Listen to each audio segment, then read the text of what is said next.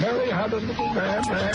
The fault. We believe that all men are created equal. To the magnificent mosaic that is America. From radio beacon to radio beacon. I have a dream today. Change has come to America. Believe me. Help is on the way. Knock, knock. Who's there? It's a figment of your imagination. Randi Rhodes Show. Turn up your mind. Ready? Vladimir Putin has a new warning for the United States after President Biden authorized Ukraine to use long-range missiles supplied by the U.S. to strike inside Russia. Chief Foreign Correspondent Ian Pennell starts us off from Ukraine. Good morning, Ian. Yeah, good morning, George. Nuclear saber rattling from the Kremlin this morning, with Vladimir Putin appearing to threaten to use nuclear weapons if Ukraine fires American-made missiles into Russia. The Kremlin saying the doctrine was updated in response to what it calls the new situation. The new Russian policy essentially authorizes the use of nuclear weapons in response to what it calls, quotes, critical threats of aggression using conventional weapons. Now, remember, President Biden lifting restrictions on the attack and ballistic missiles, which are, of course, conventional weapons, essentially allowing them to be fired into Russia.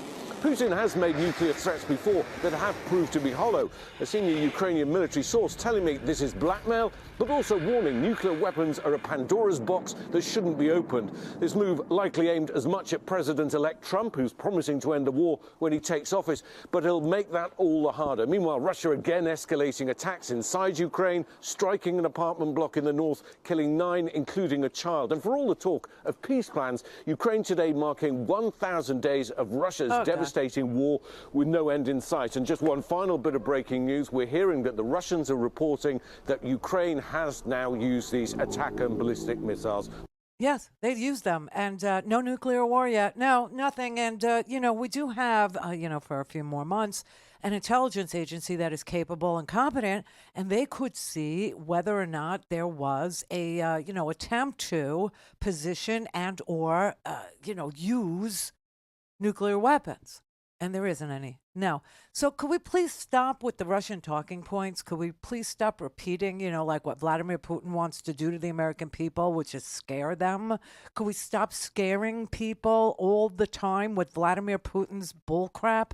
I mean, so here's what happened. We used the attackums. They went into an area where the weapons were stashed for these 10,000 elite North Korean troops. Why are they always elite? It's the elite Republican Guard in Iran. They're always elite. And yet they're freaked out because they've never been outside of the Hermit Nation and they've never seen a drone. And now all of a sudden they're like, what is this? Oh my God, this land is cursed. This land is seriously cursed, by, things we've never seen before. It's demons. No, it's drones. It's drones is what it is. It's drones. And they've never seen it. Anyway, so we launched, Ukraine launched 6 attackums into the area where these elite North Korean troops' weapons and supplies were stashed, okay? And what happened was Russia was able to defeat 5 of them, meaning shot them down, and damaged the 6th one. There you have it. Nuclear war. They're threatening nuclear war. You know what? I just shut up already, okay? You know what Vlad's happy about? You know why Vlad's excited? No, not because Donald Trump's going to hand him Ukraine or any of that crap. No, Vlad's excited because America is about to be destroyed from within. America is literally about to be destroyed by Donald Trump. And, this is what the reportage is out of Moscow. Out of Moscow. Yes, I know. It's the New York Times. We don't listen to New York Times. We listen to Russia. And if Russia's threatening us with nuclear war, my God, man, we better order some MREs and start our prepping again. We better do the doomsday thing. Whatever. Do your thing. You do you.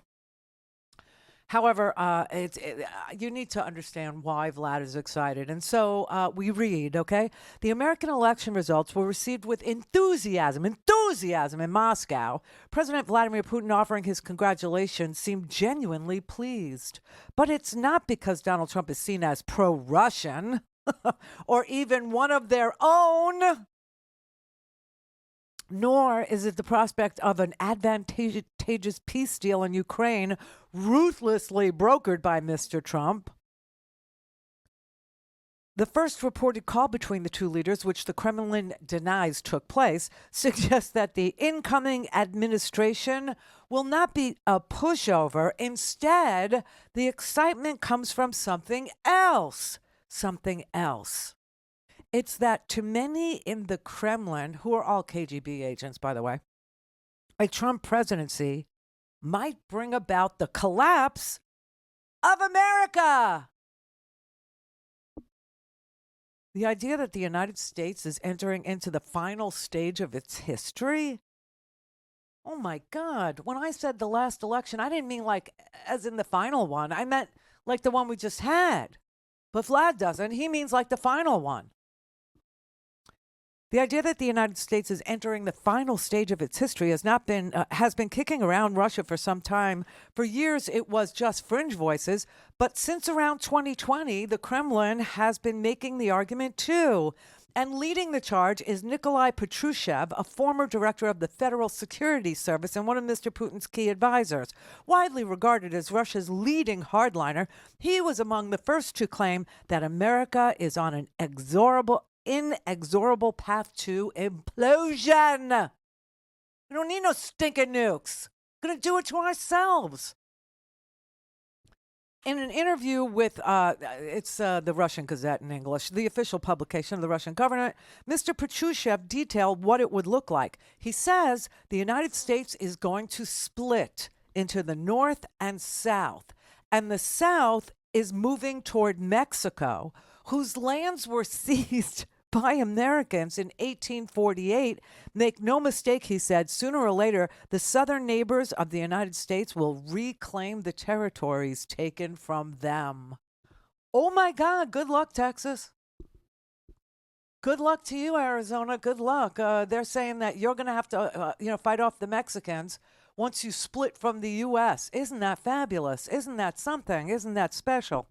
And Putin laid out a similar view of the disintegration of our territory. He said, as a former citizen of the former Soviet Union, I'll tell you the problem with empires.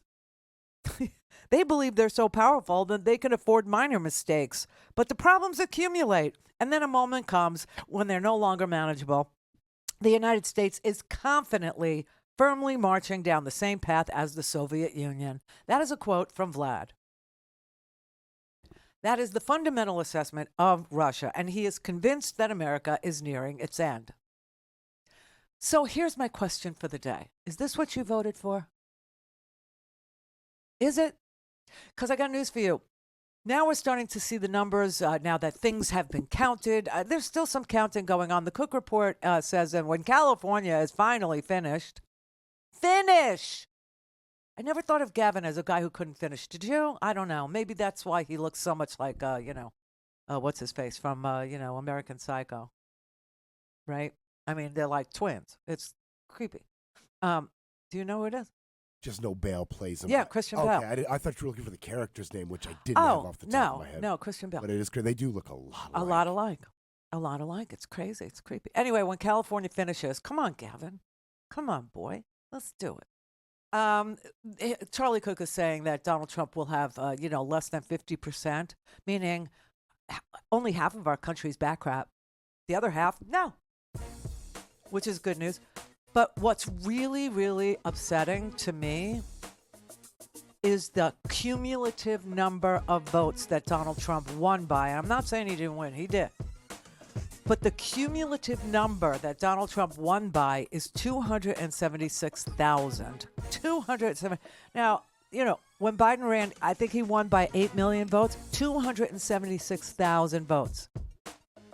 And then when you look at the numbers of people who stayed home, okay, I'll give you a really big one. This is a true number.